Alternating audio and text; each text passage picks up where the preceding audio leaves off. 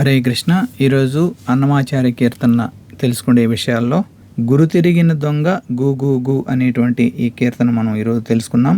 మనకు శ్రీ అన్నమాచార్యుల వారు సముద్రంలో మునిగిపోతున్న వాడికి దొరికినటువంటి నావ లాంటి వాడు. ఈ కలియుగంలో మనకు ఏ విధంగా తరించాలనే దానికి ప్రతి ఒక్క కీర్తనలోనూ మనకు ఎంతో దైవభక్తి, ఆనందము అన్నీ కూడా అందులో మేళవించి ఇచ్చిండారనమాట. ఈరోజు ఈ కీర్తన ఏమంటే, గురు తెరిగిన దొంగ కూగూగు గుడిలోనే దాగిని కూగూగు వీడే గుడిలోనే దాగిని కూగూగు ఎరుకతో మీరు పట్టుకోండి ఇదిగో దొరికే దొంగ కూగూగు గురు తెరిగిన దొంగ కూగూగు వీడే గుడిలోనే దాగిని కూగూగు. మనకు ఈ కీర్తనలో బాహ్యంగాను ఆధ్యాత్మికంగాను రెండు రకాలుగా కనపడుతూ ఉంటుందన్నమాట. బాహ్యంగా ఎలా ఉంటుందంటే, మనం బాహ్యంగా చూస్తే గురు తెరిగిన దొంగ అంటే ఈయనెవరో తెలియని దొంగ ఏం కాదు, రోజు మనం చూస్తూ ఉండేటువంటి బాగా మనకు అలవాటైనటువంటి దొంగ ఆయన శ్రీకృష్ణుడు. మరి ఆధ్యాత్మికంగా మన గురువు, మన ఆచార్యులు మనకు చెప్పినటువంటి మార్గనిర్దేశకం ద్వారా మనం మన లోపల ఉండేటువంటి అంతరాత్మ అంటే భగవంతుడు మన యొక్క ఈ దేహంలో కొలువై ఉన్నాడనమాట. మన దేహమే ఒక దేవాలయము. ఆ దేవాలయం లోపల భగవంతుడు ప్రతి ఒక్కరి హృదయంలో పరమాత్మ రూపంలో ఉంటారు కదా. కాబట్టి మనకు అపరిచితుడేం కాదు, మన లోపలే ఉన్నాడు. మనం ఆ గురు తిరిగి ఆయన పట్టుకోవాలన్నమాట ఆ దొంగను. గుడిలోనే దాగేని గూగూగు. ఈ గోపికలు ఎప్పుడైతే కృష్ణ భగవానుడు దొంగతనం చేశాడో వాళ్ళు పట్టుకోవాలని చూసినప్పుడు ఆయన నేరుగా వచ్చి యశోదమ్మ ఇంటి లోపల ఒక గదిలో దాక్కుంటాడట. అంటే మనకు ఇక్కడ గుడిలో దాక్కో ఉన్నాడట భగవంతుడు. ఎక్కడ? మన పూజా మందిరంలో ఉన్నారట. మరి ఆధ్యాత్మికంగా ఆలోచన చేస్తే ఆయన ఎక్కడో లేడు, మన హృదయం అనేటువంటి ఈ గుడిలో దాంకొని ఉన్నాడు అని చెప్పడం.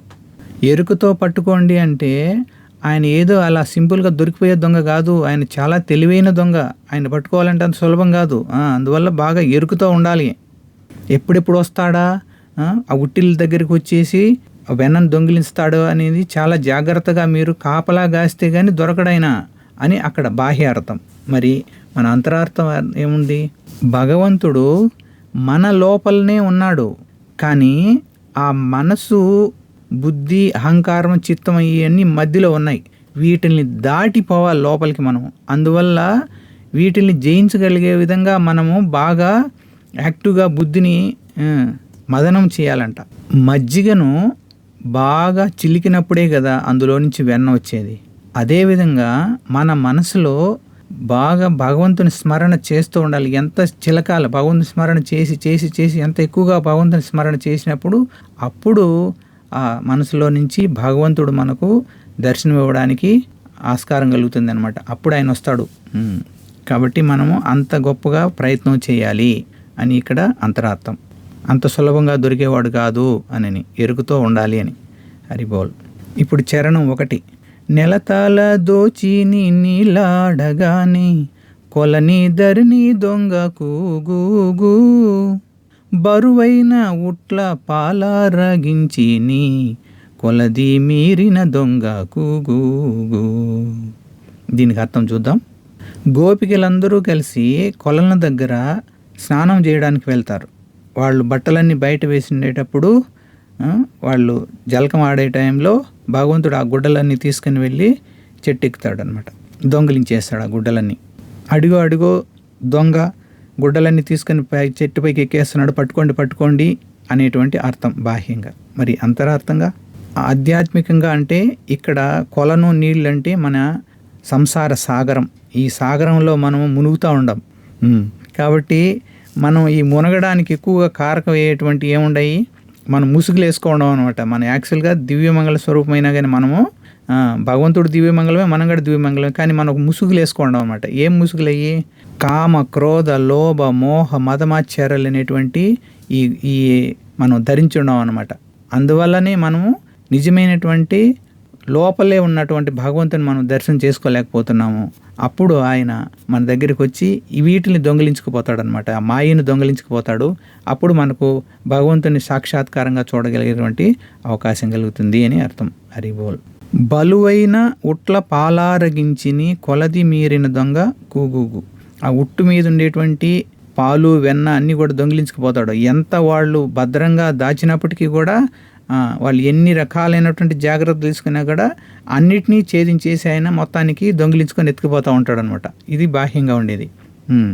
అంతరార్థం ఏమంటే ఇక్కడ గురువు మనకు ఇచ్చినటువంటి ఆదేశాల ప్రకారము మనం ప్రతిరోజు భక్తి మార్గంలో సాధన చేస్తూ ఉంటే, బాగా సాధన చేసినప్పుడు మన యొక్క సాధనలంతా కూడా పాలు వెన్నలాగా తయారవుతాయట.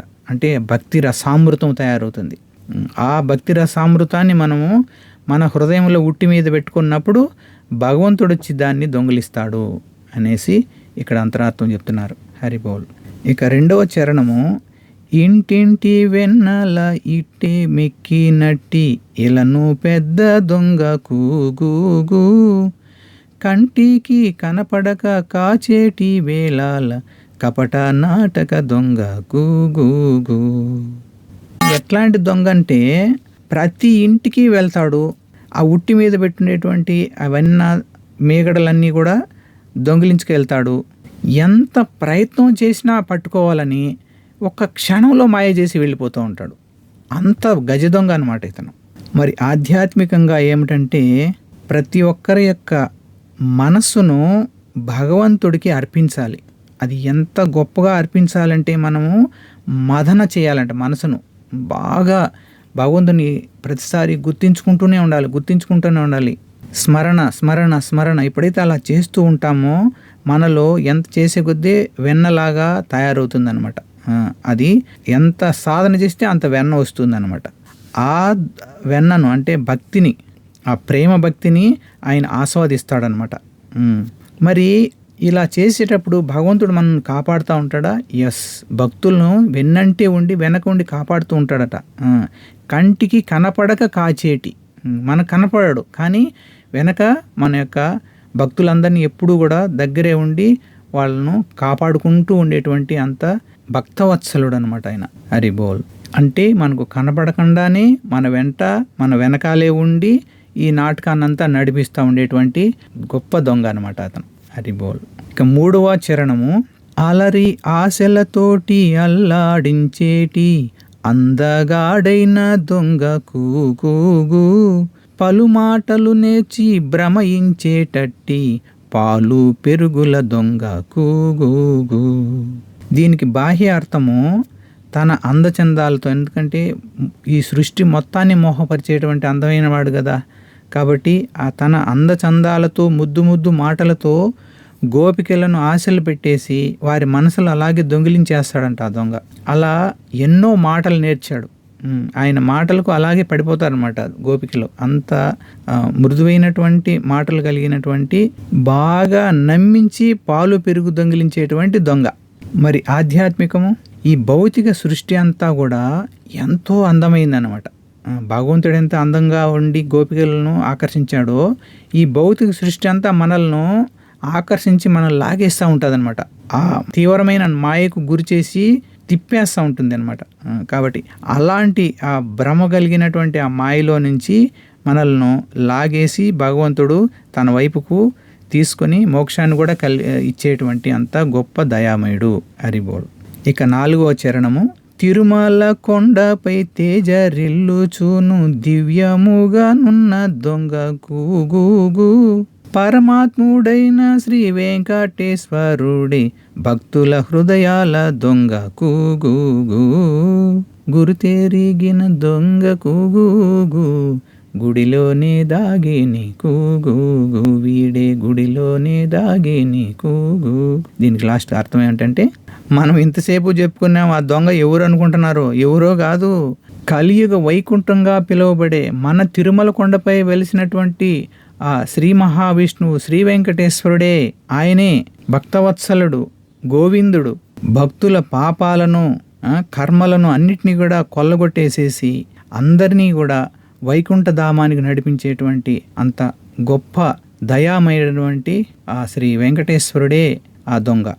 ఆయన ఎప్పుడు భక్తుల హృదయాల్లో ఎప్పుడు నిలవై ఉంటాడు. ఏడుకొండలవాడ వెంకటరమణ గోవింద గోవింద గోవింద గోవింద. ప్రేమతో కూడుకున్నటువంటి భక్తిభావం మనకు కలిగించమని మనం భగవంతుని వేడుకున్నాం.